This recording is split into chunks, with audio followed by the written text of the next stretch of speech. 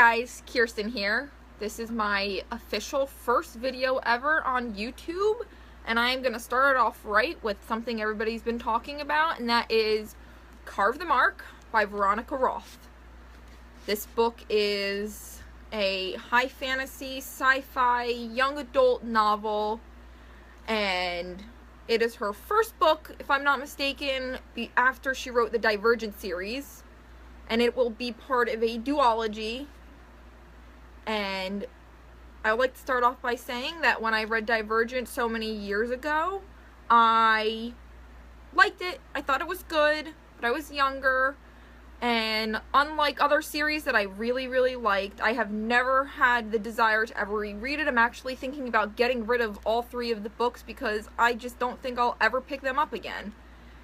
I might pick them up after reading this to see the comparison between her writing styles then and her writing styles now, but based on this book, I probably won't.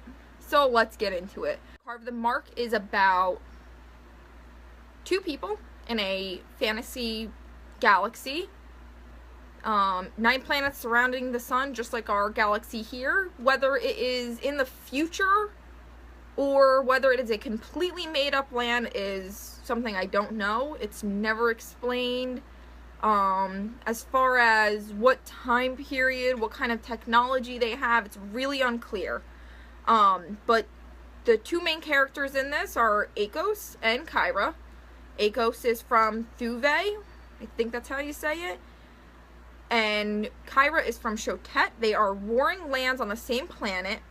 And pretty much what happens, without giving too much away, I don't want to spoil the book, is Kyra's family, which are the royalty in Shotet, kidnap Akos and his brother, and they pretty much go throughout the whole book trying to get home, Akos and his brother.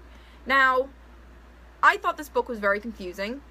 I didn't really get why one person is talking in first person, one person is talking in third person, but every time they switch from Kyra, who talks in first person, to Akos, who talks in third person, it took me about a half a minute to like really get back on track. I thought it just completely made the book just jerky. I thought it was like almost stuttering.